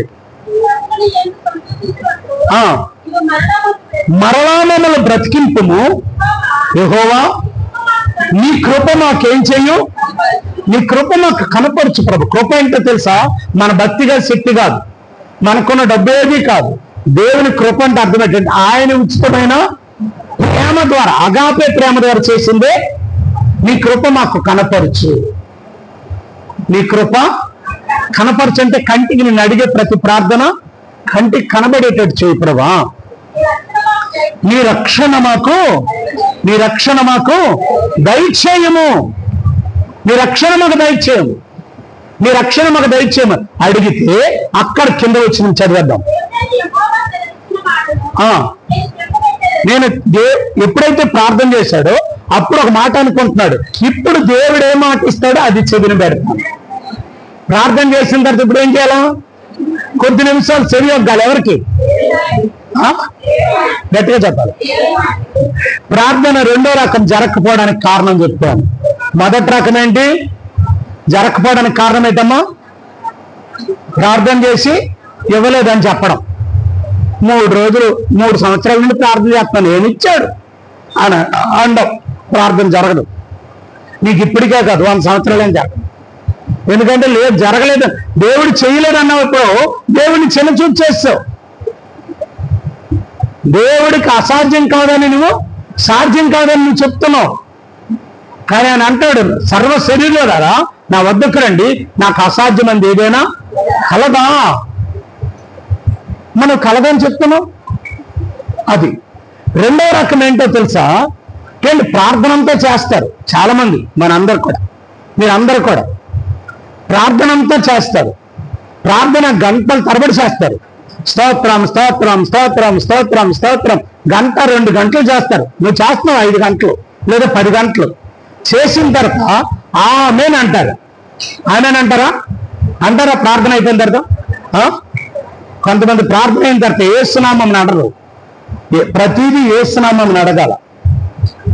కొంతమంది ప్రార్థన చేసుకెళ్ళిపోతారు కానీ చివరిలో అడగాల, యేసునామం అడుగుచున్నాము తండ్రి. కానీ కొంతమంది ప్రార్థన చివరిలో అది అనగరు. ప్రార్థన చేసేస్తారు మొత్తం అంతా, కానీ చివరిలో ఏ నామం అడిగితే కార్యం జరుగుతుందో బైబిల్ రాస్తాడు. కాబట్టి యేసునామమున అడుగుచున్నాము తండ్రి అన్నారు అంటారు. ఆమేన్ అనేస్తారు. ఆమేన్ అనేసి ఏమవుతారు తెలుసా? లేచిపోతారు. చెప్పండి గట్టిగా. ప్రార్థన చేశాయంటున్నా గట్టిగా చెప్పండి అమ్మా, గట్టిగా చెప్పండి. 5 గంటలు మోకాళ్ళు వేసి ఏం చేస్తున్నావు? అడుగుతున్నావు. నువ్వు అడిగినంత వరకు మధ్యలో దేవుడు మాట్లాడు. నువ్వు అడిగి ఆమెను అన్నప్పుడు ఆయన రెడీ అవుతాడు మాట్లాడడానికి. అంతలో నువ్వేమవుతావు? ఉన్న బరక ఏం చేస్తావు? దులిపేసి శంఖలో పెట్టుకుని ఏమవుతావు? వెళ్ళిపోతావు. మరి ఎవరితో మాట్లాడతాడు దేవుడు? ఎవరితో మాట్లాడతాడు? అంచేతనే నీ ప్రార్థన దేవుడు ఆలకించట్లేదు. ఆయన ఏం చెప్తున్నాడో నువ్వు అనట్లేదు, నువ్వు చెప్పవలసింది చెప్పేశావు అంతే. చాలా మందికి ఇదే ఉంటది, నేను చెప్పానా లేదా దేవుడికి, ఆయన ఏం చెప్తున్నాడో వినే బుద్ధి ఎవరికి ఉండదు. క్రైస్తవులు చాలా మంది, మీరే కాదు, చాలా మంది క్రైస్తవులు నేను చూస్తుంటాను. గంటలు తరబడి చేస్తారండి. చేస్తే సుఖమేముంది? నువ్వు గంట చేసావు, ఆ గంట చేసేలోపు దేవుడు ఏం మాట్లాడుతున్నాడో నువ్వు వినాలి కదా. వినాలా లేదా? చెప్పండి ఏంటి? అమ్మా నాన్నకి అన్నీ చెప్పాము, అవతల నాన్న నుండి ఏ రెస్పాన్స్ వస్తుందో ఈ పిల్లోడు వింటే బాగుపడతాడు. నేను చెప్పేశాను కదా, నాకు అనవసరం, నువ్వేడు చేస్తావు నాకు తెలియదు అనుకొని వెళ్ళిపోతే ఇంకేముంది? ఇలాంటి రకం కొంతమంది ఉన్నారండి. అని చెప్పి నేను ప్రార్థన దేవుడు ఇప్పుడు ఆలకించడు. గొప్ప వాళ్ళు చూడలేరు, చిన్న చిన్న చూడొచ్చు. గొప్ప కార్యాలు చూడాలంటే నీ ప్రార్థన అయిపోయిన తర్వాత నువ్వు ఏదైతే అడిగావో, అడిగినప్పుడు ఏం చేస్తా, ఆమెనన్న తర్వాత ఎంతసేపు ప్రార్థన చేసావు? ఒక అరగంట, గంట చేసావా? కనీసం ఒక్క 10 నిమిషాలను మౌనంగా ఉండి దేవుడి దగ్గర కనిపెట్టాలి. మౌనంగా ఉండి ఆమెను అయిపోయిన తర్వాత, ప్రార్థన అయిపోయిన తర్వాత లేచిపోకూడదు. కానీ ఒక్క 10 నిమిషాలు నీకు ఓపుకుంటే, పావు గంట నీకు ఇంకా ఓపుకుంటే, దేవుడు మాట్లాడినంత వరకు నువ్వు మాట్లాడాడు. మరి దేవుడు మాట్లాడద్దా? దేని గురించి వచ్చాం? ప్రార్థన ఏంటి? నీతో దేవుడు నాతో, నేను దేవుడితో చెప్పడానికి, నాతో దేవుడు మాట్లాడడానికే ప్రార్థన. నువ్వు చెప్పుకెళ్ళిపోతున్నావు కానీ అవతల వ్యక్తి ఏం చెప్తున్నాడు వినవే. చాలా మందికి వినే గుణం ఉండదు. అవతల వ్యక్తి ఏం చెప్తున్నారో వింటే నువ్వు బాగుపడతావు. నీ మట్టుకు నువ్వు చెప్తావు, నా పని అయిపోయిందో లేదా అనుకొని వెళ్ళిపోతున్నావు. మరి దేవుడి మాట వినకపోయినప్పుడు నీ కార్యాలు ఎలా జరుగుతాయి? అసలు అక్కడ ఏమో చెప్పాలనుకుంటున్నాడు కదా, నువ్వు అడిగావు, అది ఎస్సానో. దావీదు అడిగాడు, ప్రభువా ఈ పట్టణంలో నేను ఉండొచ్చు అంటే ఉండు అన్నాడు. ఈ పట్టణంలో నాకు సహాయం చేస్తారంటే చేస్తారు అన్నాడు. మళ్ళీ అడిగాడు, ప్రభువా ఈ పట్టణానికి సౌలు వస్తున్నాడంటే వస్తాడు అన్నాడు. ప్రభు ఈ పట్టణంలో నన్ను దాస్తారంటే దావీదు సౌలుకి అప్పచెప్పేస్తాడు అన్నాడు. అయితే ఇప్పుడు ఏం చేయాలి ప్రభు అంటే వెళ్ళిపోతాడు అంతే. అంటే ప్రతిదీ దావీదు ఏం చేసేవాడు? గట్టిగా చెప్పాలా, కూర్చోడము దేవుడిని అడిగేవాడు, నిలబడము దేవుడిని అడిగేవాడు, ఎక్కడికి వెళ్ళాలన్నా, ఎవరితో మాట్లాడాలన్నా. మనకు ఆ గుణం ఉందండి. ప్రార్థన చేస్తున్నావు, దేవుడు ఏం చెప్తున్నాడు స్వరాన్ని నువ్వు వినట్లేదు. అంచేతనే కార్యాలు జరగట్లేదు.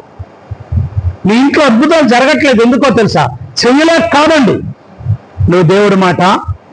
అంచేత ఈ రోజు నుండి మీరు ఆమేనన్న తర్వాత ఒక 10 నిమిషాలైన దేవుని సన్నిధిలో, మీ సన్నిధిలోనే కాదు, ఇంటి దగ్గర ప్రార్థన చేసిన ఒక అరగంట, గంట, 2 గంటలు, 3 గంటలు, 5 గంటలు నువ్వు చెయ్యి. ఎన్ని గంటలు చేసిన తల్లి నేను అనట్లేదు. నీకు ఎంత బాధ ఉందో దేవుడితో అంత బాధ చెప్పుకో. బాధ చెప్పుకున్న తర్వాత ఆ బాధకి సమాధానం ఇస్తాడు దేవుడు. ఆ ఇచ్చేటప్పుడు ఏం చేయు, ఇంకెవరిని చూడకు, 2 మోకాళ్ళు వేసి 2 చేతులు ఎత్తి, దేవా ఇంక మరి నువ్వు మాట్లాడకూడదు. నువ్వు మాట్లాడితే ఆయన మాట నీకు వినబడదు. నువ్వేమవ్వాలా? మౌనముగా సియోనులో మౌనముగుండుట, దేవునికి స్తుతి చెల్లించుట. మౌనంగా ఉండిపోతే నీకు ఒక స్వరం వినబడుతుంది. ఏదో ఒక స్వరం వినబడుతుంది. ఇలా జరుగుతుందమ్మా నీ ఇంట్లో, నీ కుటుంబంలో ఇలా జరుగుతుంది, నీ జీవితంలో ఇలా జరుగుతుంది. నీ కొడుకు కొరకు అడిగావు కదా, నీ కొడుకు ఇలాగవుతాడు. నీ కూతురు కొరకు అడిగావు కదా, నీ కూతురు ఇలాగవుతాడు అని ఒక స్వరం మనకు వినబడుతుందని ఖచ్చితంగా ఈ రోజు నుండి చేసి చూడండి. మీరు ప్రార్థన చేస్తే లభిసిపోతారు తప్ప, నేను ఎంతసేపు చేశాను తెలుసా అండి అని సాగవేస్తావు. నువ్వు చేసావు. దేవుడికి అర్థం. దేవుడు చెప్పిన మాట ఎక్కడ విన్నావు? ఏమండి, దేవుడు చెప్పిన మాట ఎక్కడ విన్నావు? వినకపోవడం బట్టి చాలా ఇబ్బందులు పడతావు. నిజం ప్రియులు, వాళ్ళు చెప్పే మాట మనం జాగ్రత్తగా వినాలి. ఒక తల్లి, ఒక అమ్మ షాప్కి వెళ్ళి ఏదైనా తీసుకురమ్మందంటే మన తల్లి, అమ్మ ఎన్ని వస్తువులు చెప్పిందో అన్ని వస్తువులు వింటేనే తేగలం, లేకపోతే ఏం చేస్తాం, కొన్ని మర్చిపోతాం. కాబట్టి దేవుడు చెప్పినట్టు వినాలి. చూడండి, అక్కడేం చూడండి, ఆయన తన ప్రజలతోనూ తన భక్తులతోనూ శుభవచనములే మాట్లాడతారు. నీ దేవుడి మాటలు వింటే నీకు అన్ని శుభవచనాలే. ఆయన ఎప్పుడు నిన్ను నాశనం చేసే మాటలు ఆయన నోటి నుండి రావండి.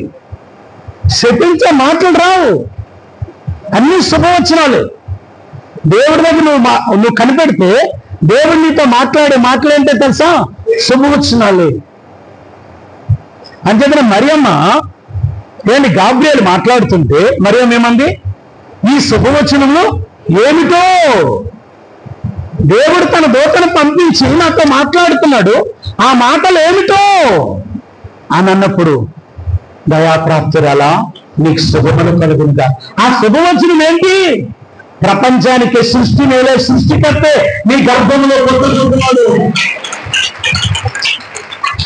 అంత మాట శుభవచన, బైబిల్ శుభవచన. ఈరోజు మీతో కూడా శుభవచన. చెరలో ఉన్న వారితో దేవుడు మాట్లాడుతున్నాడు. చూద్దాం ఇప్పుడు ఇర్మియా గ్రంథంలోకి వద్దాం. ఇర్మియా గ్రంథం 29వ అధ్యాయం. అమ్మా స్పష్టంగా చదవాలి. ఇశ్రాయేలు దేవుడును సైన్యములకు అధిపతి యెహోవా ఆయన ఆత్మ ప్రేరేపణ చేత, దేని చేతట? ఎప్పుడు ఆయన ప్రేరేపణ వస్తుంది తెలుసా? నువ్వు ఆయన సన్నిధిలో ప్రార్థన చేస్తుంటే నీతో మాట్లాడాలని ప్రేరేపణ వస్తుంటది, నిన్ను బాగు చేయాలని ప్రేరేపణ వస్తుంది. మనకే కాదండి, దేవుడికి కూడా ప్రేరేపణ వస్తుంది. అసలు ఆ ప్రేరేపణ అనేది ఎక్కడిది? ఆయనదే మొదట, ఆ తర్వాత మనకు చేశాడు కూడా మనకు వచ్చింది. నీకు అప్పుడప్పుడు హృదయంలో ప్రేరేపణ వస్తుంటుందా? వస్తుంటుందా లేదా? వస్తుంటుందా? మంచి వస్తే చెడ్డ వస్తుందా? చెప్పండి, గట్టిగా చెప్పండి అమ్మా, గట్టిగా చెప్పండి అమ్మా. అమ్మ నీకేం ప్రేరేపణ వస్తుంది? ఎప్పుడైనా వస్తుంది హృదయంలో? మంచి వస్తే చెడ్డ? ఈ రోజు వస్తే మా ఆయన్ని పిలిపియాలి, ప్రేరేపణ వస్తుంటుందా? వస్తుంటది కదా. ఈ రోజు మా రాని అటు ఇటు తెచ్చుకుందాం, ఈ ప్రేరేపణ వస్తుంటది కదా. ఎలాంటి ప్రేరేపణ వస్తే, ఎలాంటి ప్రేరేపణ వస్తుంటే వచ్చిన ఇప్పుడు చెప్పర్లండి ఎందుకులా. ఈ ప్రేరేపణలు మొదట ఎవరివి? దేవుడివి. ఆయన ప్రేరేపణలన్నీ అలాంటివో తెలుసా? మేలుకరమనివి. మనకు కూడా అటువంటి ప్రేరేపణలు దేవుడిస్తాడు. అంటే దేవుడు ముందు ప్రేరేపించాడు. ఏం ప్రేరేపించుకోవడం తెలుసా? నా పోలికి చెప్పినా, మన పోలికి చెప్పినా, మన స్వరూపంలో మానవుణ్ణి చేద్దాం. ఒక ప్రేరేపణ. తండ్రైన దేవునికి ఒక ప్రేరేపణ వచ్చింది.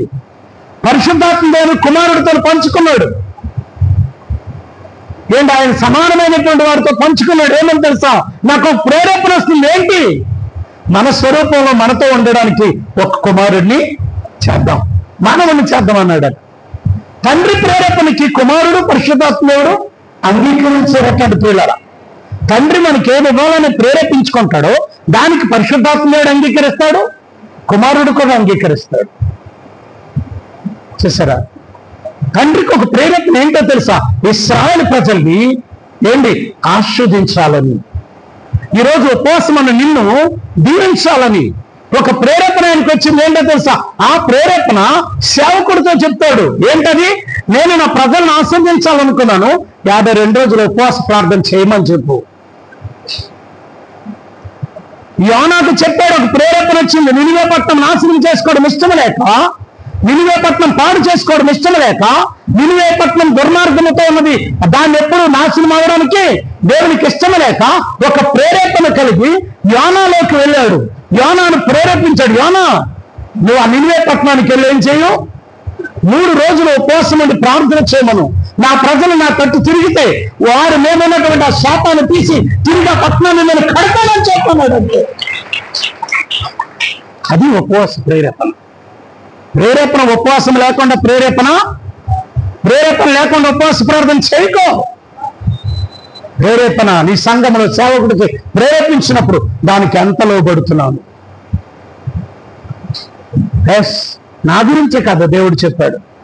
నా ఇంటి మీద శాపాన్ని తీసివేయడం కొరకే కదా, నా కుటుంబం మీద శాపాన్ని తీసివేయడం కొరకే కదా. నేను ఎందుకు వెళ్ళకూడదు ఉపవాస ప్రార్థనకి? నేను వెళ్ళాలి. నా కుటుంబాన్ని, రాజు ఉన్నాడు ఉపవాసము, రాజ్యంలో ఉన్న వారందరినీ, చివరికి పశువులను కూడా ఉపవాసం ఉంచాడు. మంచినీరు తాకుండా ఉంచాడు. 3 దినములు రాత్రి పగలు ఉపవాసం ఉంచాడు. మూడో దినం ఇంకా జరుగుతుండగానే దేవుడు ఏదైతే చేస్తానన్నాడో పశ్చాత్తాపం కలిగిపోయాడుగా, అయ్యో నా పిల్లలకి ఇలాంటి చేయకూడదని మరలా తిరిగి పట్టణానికి వచ్చేసాడు. 3వ దినం అయ్యేసరికి మార్పు వచ్చేసింది. జీవితంలో మార్పు వచ్చేసింది, ప్రజల్లో మార్పు వచ్చింది, కుటుంబంలో మార్పు వచ్చింది, మొత్తానికి దేశానికే మార్పు వచ్చేసింది. ఉపవాస ప్రార్థన ఎవరికి మార్పు చేసింది తెలుసా? దేశానికి మార్పు ఇచ్చింది, ప్రజలకు మార్పు ఇచ్చింది, చివరికి దేవునికి కూడా మార్పు ఇచ్చేసిందండి. ప్రియులారా, ఏమన్నాడు? ఇంకేళ్ళకి నేనేది నష్టం చేయను, అంత లాభమే చేస్తాను. తన భక్తులతో దేవుడు ఏం మాట్లాడతాడు కదా, శుభవచనాలు ఏంటో చూద్దాం. ఈరోజు దేవుని ప్రేరేపణ ఏంటో విందామా? హల్లెలూయా. నా పట్ల దేవుని ప్రేరేపణ ఏంటో, నీ పట్ల దేవుని ప్రేరేపణ ఏంటో దేని గురించి అడిగావు? ఇప్పుడు చదువుదామా. మీ అందరికీ దేవుడు ఎలా చెప్తున్నాడు? ఎంతమంది అయితే శరలో ఉన్నారో, ఎంతమంది బాధలో ఉండొచ్చారు, ఎంతమంది కన్నీరులో ఉండొచ్చారు, ఎంతమంది దుఃఖంలో ఉండొచ్చారు, ఎంతమంది సమస్యల్లో ఉండి నా బతుకేంటో నాకు అర్థం అవ్వట్లేదని వచ్చారు. ఈరోజు ఎంతమంది వచ్చారు? అక్కని వినాలి మా జాగ్రత్తగా విను. ఎంతమంది ఏ ఆశ్రయం వచ్చారో వారందరికీ ఇలా చెప్పు. ఏమి చెప్పమంటున్నాడు? ఇదిగో మంచి ఇండ్లు కట్టించుకోబోతున్నారు, మంచి గృహాలు మీకు దేవుడు ఇవ్వబోతున్నాడు, మంచి సొంత గృహాలు చాలా మందికి ఇందులో దేవుడు అనుగ్రహించబోతున్నాడు, సొంత ఇల్లు ఇవ్వబోతున్నాడు. నా చేతిలో రూపాయి లేదనుకో, యేసయ్య కోటీశ్వరుడు పక్కన ఉన్నాడు. నీ చేతిలో రూపాయి ఉంటే నువ్వు ఇల్లు కొనేదేది, ఏమంటే లక్షలు ఉంటే నువ్వు ఇల్లు కొనేదేది. చిన్న పిల్లాడు ఇల్లు కొనేస్తాడు, ఏమీ లేకుండా కొనిపించేవాడు నా దేవుడు. అదే కృప. హల్లెలూయా, హల్లెలూయా. మంచి ఇండ్లు మీ అందరికి రాబోతున్నాయి.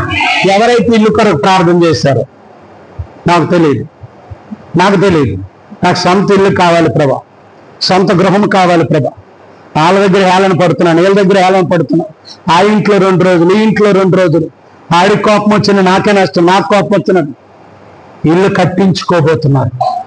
ఇల్లు కట్టించుకొని వాటిలో నివసించుడి. మీ ఇంట్లో మీరే నివసించండి. అటువంటి గొప్ప అద్భుతం మీ కుటుంబాల్లో జరగబోతుంది. ఆమేన్. ఎంతమంది ఈరోజు ఉపవాసం ఉండి కన్నీరు కార్చారు? అద్దె కట్టుకోలేకపోతుంది. దేవా, నువ్వు అడిగేది కూడా నేను ముందే చెప్పానండి. దేవా, చిన్న కమ్మలపాకైన చాలా నడక్క. నేను అదే ముందు చెప్తున్నాను. ఆ కమ్మలపాక అడిగావు కాబట్టి ఆ కమ్మలపాకే వస్తుంది. ప్రభా, ఒక రూమ్ ఉంది, చిన్నదింటే చాలు ప్రభు అంటే నువ్వేం చెప్పావు అముగ్గే వేస్తాడు దేవుడు. ఇది మాత్రం ఖచ్చితమండి విశ్వాసంలో. మనం ఏదైనా అడిగినప్పుడేట, ఒక బండి అడిగినా, ఒక కారు అడిగినా, ఒక స్కూటర్ అడిగినా, ఒక బైక్ అడిగినా, ఒక సైకిల్ అడిగినా, ఒక దైవజనుడంట సేవ చేసిన కొత్తలో ప్రభా ఒక సైకిల్ ప్రభని అడిగాడట. ఆ దేవుడు అన్నాడు, ఏ రకం సైకిల్ కావాలన్నాడు. అప్పుడు అట్లాస్ సైకిల్ బాగుండేది. అట్లాస్ కావాలి ప్రభా అన్నాడు. అట్లాస్ లో అప్పుడు గేరు వచ్చింది అనమాట. గేరు ఉండాలి, ఇలా ఉండాలి ప్రభా, నేను ఆరణ కొడితే అందరూ ఏమవ్వాలా, వేసిపోతుండాలి ప్రభా, అటువంటి సైకిల్ కావాలన్నాడు. నేను ఆరణ కొట్టుకొని వస్తుంటే పలానా పాస్టర్ గారు వచ్చారని అందరికీ తెలియాలి ప్రభా అని అడిగాడట. అడుగుతున్నాడు, ప్రార్థన చేస్తున్నాడు, మనలాగే ఉపవాసాలు ఉండి ప్రార్థన చేస్తున్నాడు. చేస్తుంటే ఏ రోజు కనబడలేదు. పోనీ కొనే స్థామత కూడా ఆయనకి లేదు. పోనీ ఆ సహాయం చేసే, పోనీ ప్రార్థన చేసినప్పుడు ఎవరైనా విని సహాయం చేసేవాళ్ళు కూడా ఎవరు లేరు. వచ్చిన వాళ్ళందరూ ముసలిలేనట్టు చర్చికి.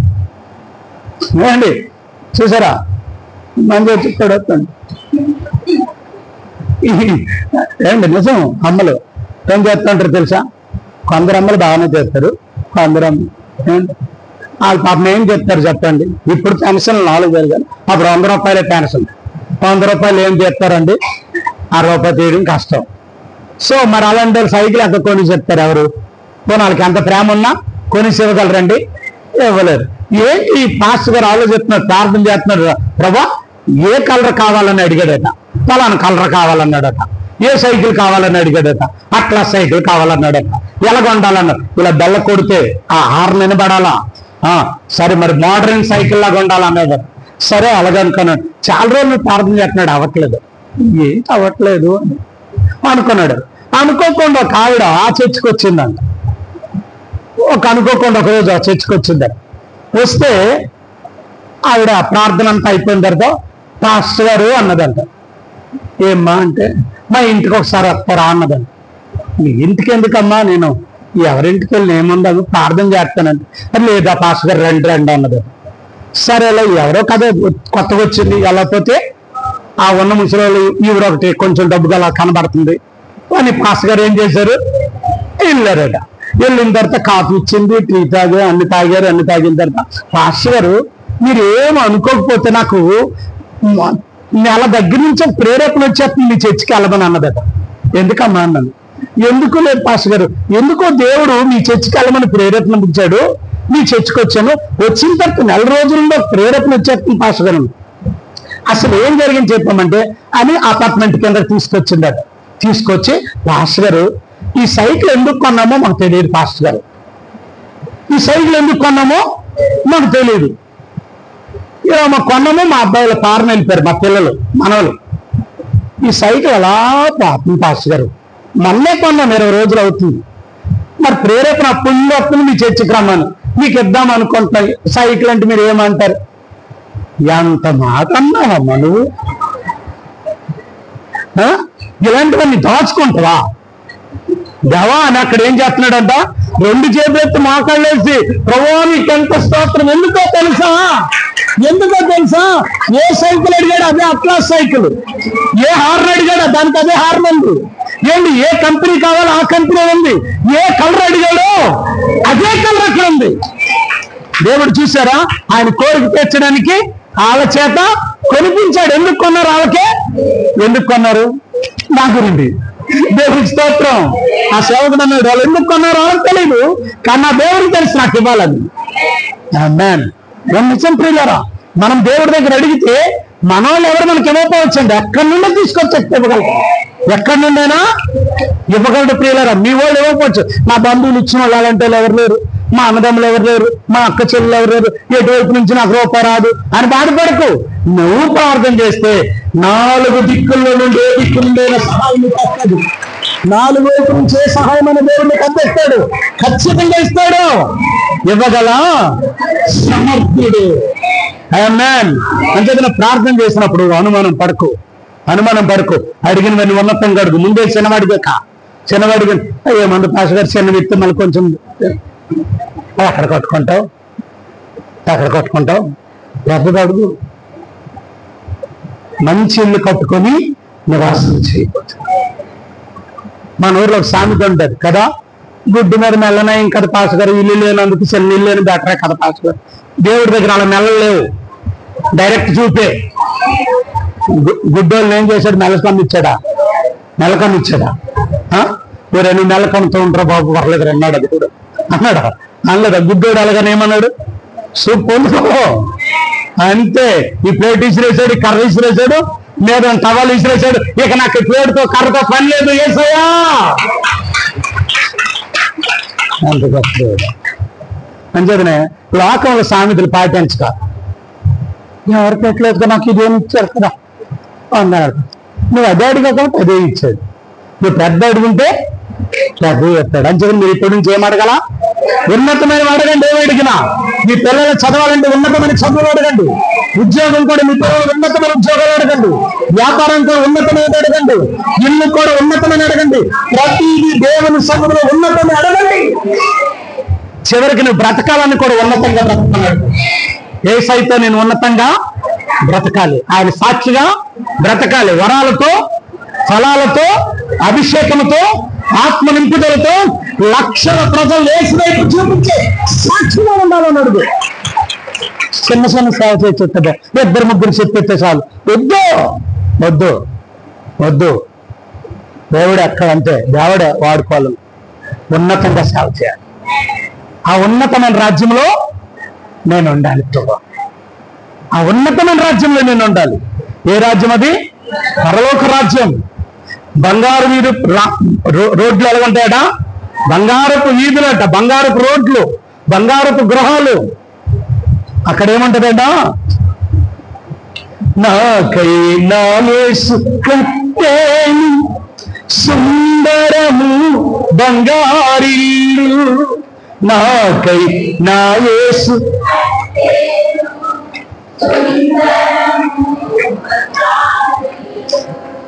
కన్నీరును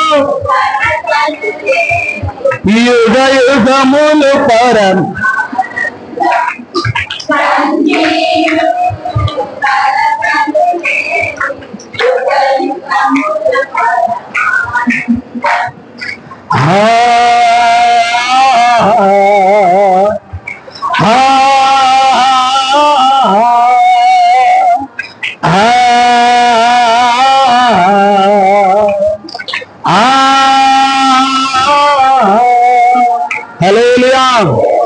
హల్లెలూయా. చూడండి ప్రియులు, ఇంకోటి చదవండి. తోటలు నాటి వాటి ఫలం అనుభవించడు. దేవునికి స్తోత్రం. తోటలు నాటి అంటే చెట్లు ఉడుకుతావని కాదు, నువ్వే పని చేసినా అందులో ఫలాన్ని అనుభవిస్తావు. ఇప్పుడు పని చేస్తున్నావు కానీ ఆ ఫలము నీకు రావట్లేదు. చాలా మంది నెలంతా కష్టపడతారు, వచ్చిందంతా ఆ వడ్డీలకి అప్పులకే సరిపోతుంది. చాలా కష్టపడుతుంది, రాత్రి పగలు కష్టపడుతున్నాం, ఇంట్లో అందరం కష్టపడుతున్నాం. ఏంటి, భార్య కష్టపడుతుంది, భర్త కష్టపడతాడు, కొడుకు కష్టపడతారు, పిల్లలు, కానీ చివరికి నెల వచ్చేసరికి మళ్ళీ రూపాయి అప్పుకే పరిగెడుతున్నాం. కానీ నా దేవుడు ఈరోజు అంటున్నాడు, నువ్వు నాటిన తోటల ఫలాలు నువ్వు అనుభవిస్తావు. నీ చేతులు కష్టార్జితము నువ్వు అనుభవిస్తావు. అది రూపాయి అవని, 10 రూపాయలని, 10,000 అవని, 1,00,000 అవని, నువ్వెంత సంపాదించావో నీ చేతులు అది ఖచ్చితంగా ఉంటుంది. ఈరోజు చాలా మంది సంపాదిస్తారు కానీ అనుభవించలేకపోతున్నారు, సరైన తిండి తినలేకపోతున్నారు. నేను నెల వచ్చేసరికి సంపాదిస్తున్నావు, దేవుడు ఇస్తున్నాడు, కానీ ఇంట్లో సరైన కూర వండుకోలేకపోతున్నావు. ఇదే దరిద్రం. చాలా మంది ఏమనుకుంటున్నామంటే మనము దాస్తానమండి, పొదుపు అనుకుంటారు. లేదు తల్లి, అదొక దరిద్రం. నువ్వు తినగా మిగిలిందే పొదుపండి. అంటే నువ్వు తినగా మిగిలింది పొదుపు. పొదుపు అంటే చాలా మంది ఏమనుకుంటారంటే, పొదుపు అంటే ఏది తినకుండా, బట్టలు కొనుక్కోకుండా, ఏది చేయకుండా ఉంటారు చూడండి, అదొక దరిద్రం. అది పొదుపు కాదు. పొదుపు అంటే జలసా చేయకుండా ఉండేదే పొదుపు. అంటే లేని వాటిని, ఒక జత ఉంది, ఓ 10 జతలు ఉన్నాయి, ఇంకా నెలకి 10 జతలు కొనుక్కోవాలనుకోడే, అదేంటది, అదొక జలస అంటారు. దాన్ని ఉన్న వాటిని కొనుక్కోవడం. కానీ కొనుక్కోవడానికి కూడా, వేసుకోవడానికి కూడా కొనుక్కోవచ్చు చూడండి, అది దరిద్రం. అది పొదుపు కాదు. పొదుపు అనేది వేరు. నువ్వు కడుపు నిండా తిని ఉన్నది పొదుపు. ఆ రోజు బ్రతకాలంటే బ్రతకడానికి తిని ఉన్నది పొదుపు. పొదుపు ఇంకా గొప్ప పొదుపు ఏంటో తెలుసా? నువ్వు తినగా ఇతరులకు పెట్టగా మిగిలేదే ఆశీర్వాదము. ఆమేన్, ఆమేన్. దేవుడు అంటున్నాడు, నీ చేతి పనిని ఫలించండి, అనుభవించండి, అనుభవించండి. ఇంతవరకు నీ చేతి పనిని ఎవరు పాలైపోయింది, ఎవరికొకరు తీసుకెళ్ళిపోయారు. బాగా సంపాదించావు, మధ్యలో వచ్చి కొట్టుకెళ్ళిపోయాడు. చాలా మంది చూస్తుంటాము. నిజం ప్రియుల, మనం వండుకుంటాం, ఈ మధ్యన చుట్టాలు వచ్చేస్తారు, తినేస్తారు, అంతే. మనం వండుకుంటాం, బాగా భార్య భర్తలు ఏం చేస్తారమ్మా, ఏం చేస్తారు? బాగా చికెన్ మటన్ తెచ్చుకుంటారు ఎవరు లేనప్పుడు, శుభ్రంగా దగ్గర మసాలా పెట్టుకుంటారు. ఈ మధ్యన భోజనం ప్లేట్ దగ్గర కూర్చున్నప్పుడు డల్ అవుతుంటది. ఇప్పుడు ఎవరు వచ్చారు బాబు అనుకుని తలుపు తీసరికి, వదిన బాగున్నావా అంటే, వదిన ఎప్పుడు వచ్చి, ఇప్పుడే వచ్చాను, ఇప్పుడే దిగాం బస్. ఇదేం చేయాలా?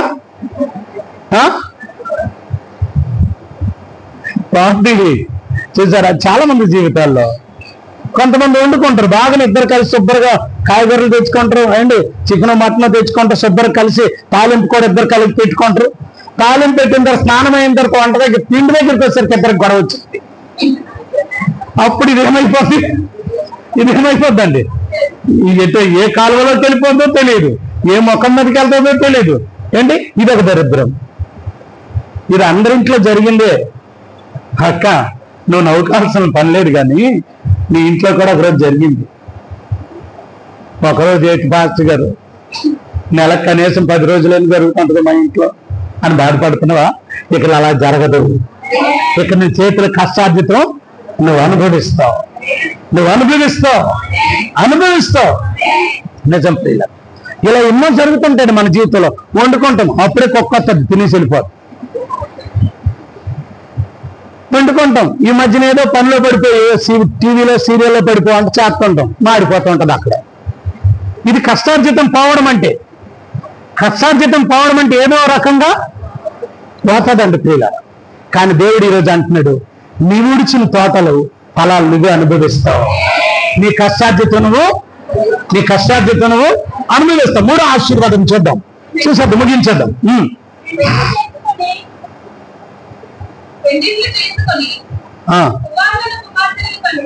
అమ్మా, రైట్, దేవునికి స్తోత్రం. ఇక్కడ 3వ ఆశీర్వాదం తెలుసా? పిల్లలకు పెళ్లి కాలేదని బాధపడుతున్నా కదా, ఈ సంవత్సరం మంచి వివాహాలు దేవుడు జరిగిస్తాయి. ఆమేన్. వివాహం జరిగింది కానీ పిల్లలు లేరని బాధపడుతున్నా కదా, మంచి గర్భఫలాలు దేవుడు అనుభవిస్తాడు. పెళ్లిళ్ళు చేసుకుంటారు, గర్భఫలాలు కూడా పిల్లలను కూడా ఇస్తాడు. ఉపవాసం పిల్లల కొరకు చేస్తున్నావా, పిల్లలు ఇస్తాడు. వివాహాల కొరకు చేస్తున్నావా, వివాహాలు జరుగుతాయి. ఆమేన్ ఆమేన్. ఇది ఇశ్రాయేలు సరళమైన వారికి చెప్తున్నమాట. అంటే వాళ్ళు పిల్లలు లేక బాధపడుతున్నారు కదా, వాళ్ళకి చెప్తున్నమాట. వివాహం కాక బాధపడుతున్నావు కదా, వివాహం కాని వారికి చెప్తున్నమాట. ఏంటి కష్టార్థం పోతుందని బాధపడుతున్నావు కదా, నీ కష్టార్థం కూడా చెప్తున్నమాట. ఇల్లు లేదని బాధపడ్డావు కదా, నీకు ఇల్లు ఇస్తానని చెప్తున్నమాట. వీళ్ళందరికీ లేని వారికి, అందులో బాధపడుతున్న వారికి నువ్వు అనుకోవచ్చు, నాకేంటి ఇలా చెప్తున్నా, నాకు ఆల్రెడీ పిల్లలు వచ్చేసి పిల్లలు బాగా చదువుకుంటున్నారు కదా, ఇప్పుడు పిల్లలు ఎత్తాను అంటున్నాడు ఏంటి అని అంటానేమో. కాదు, నీకు కాదు. అది ఎందులో ఎవరు బాధపడుతున్నారో వాళ్ళకి చెప్తున్నాడు ఈ మాట. నువ్వు ఒకవేళ నీ కష్టార్జితం, నీ డబ్బుల కొరకు నువ్వు బాధపడుతుంటే, జీతం కొరకు, దానికి నీకు చెప్తున్నాడు ఆ బాధ. నీకే ఇక మీద నీ డబ్బులు వృధాగా ఖర్చవు, నీ డబ్బులు వృధాగా దొంగలు ఎత్తుకుపోరు, నీ వృధాగా నీ డబ్బులు ఎవరి పాలో నీళ్ళ పాలు అయిపో. నువ్వు సంపాదించిన ప్రతి రూపాయి నీదవుతుంది. ఆమేన్. ఇల్లు లేదని బాధపడుతున్నావు కదా, నీకు ఒక మంచి గృహాన్ని నా ప్రభువు ఇస్తాడు. ఆమేన్ ఆమేన్. మరి మంచి గృహం ఇవ్వాలంటే ఇల్లు కొరకు నువ్వు ఎన్నో రోజులు బాధపడాలి, అప్పుడే ఇల్లు ఇస్తాడు. ఎప్పుడైనా సరే నువ్వు ఎందులో ఎక్కువ రోజులు బాధపడుతుంటావో అది నీకు వస్తుందని అర్థం. ఇది మాత్రం గమనించండి.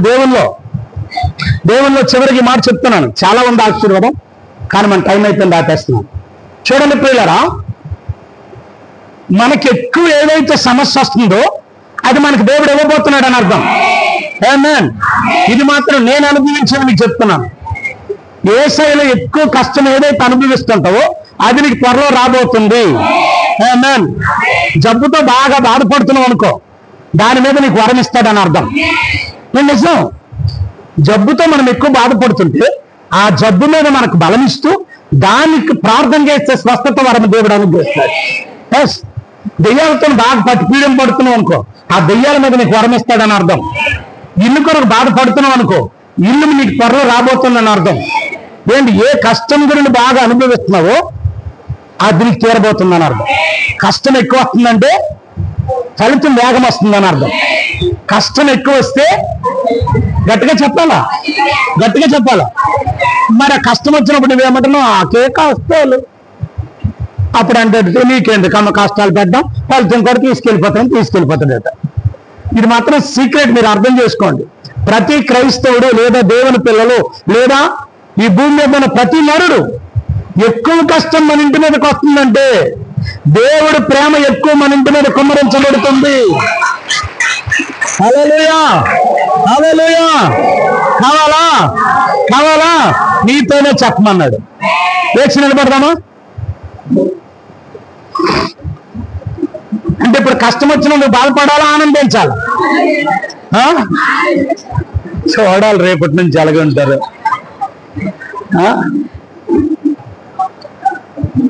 రైట్, రెండు చేతులు ఎత్తి ప్రార్థన చేద్దాం. రెండు చేతులు ఎత్తి దేవుని ఒక్క నిమిషం. నీకేది కావాలో ప్రభుని. హల్లెలూయా హల్లెలూయా హల్లెలూయా. గొప్ప మేలు దాచించున్నాడు దేవుడు.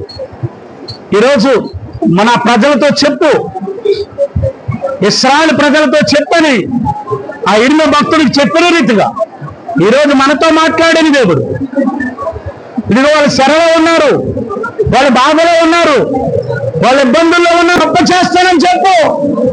వాళ్ళ బాధపడద్దని చెప్పు. ఏ బాధ వాటన్నిటి నుండి నీకు అందులో గొప్ప చేయబోతున్నాడు, గొప్ప దేవుని ఇవ్వబోతున్నాడు. ఫైనాన్షియల్గా ఎంత ప్రార్థన చేద్దాం.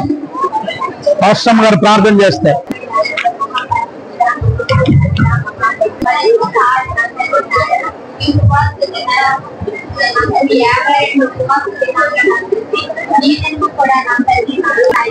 అయినప్పటికీ దేన మనసు కలిగి ఎంతమంది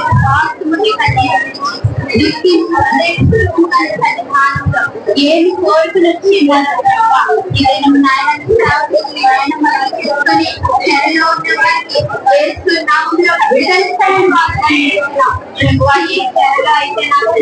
బిడ్డలు మట్టిపోతున్నారు, నలిగిపోతున్నారు, నెత్తిగిపోతున్నారు, వ్యవసాయపోతున్నారు.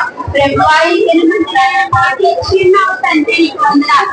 అయ్యా నీ చెరగని పోగొట్టుకుని చదివిస్తున్నావు తండ్రి నీకు వందనాలు. నీ కట్లు విప్పుతానని వాగ్దానిస్తున్నావు నీకు వందనాలు. ప్రతి కార్యక్రమం విడదీస్తానంటున్నావు తండ్రి నీకు వందనాలు. చేతి పని ఇస్తానంటున్నావు తండ్రి నీకు వందనాలు. ఇదిగో మంచి నివాసం యోగ్యత వివాహం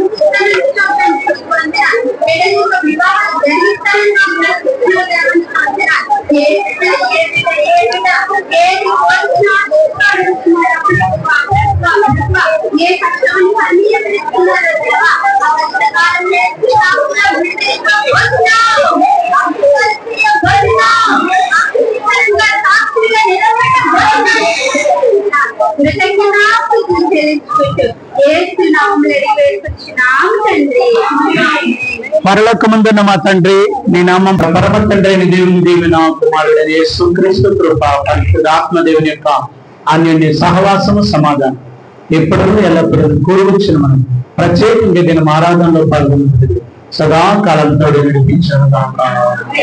ఆమేన్, ఆమేన్, ఆమేన్. అందరికీ వందనాలు.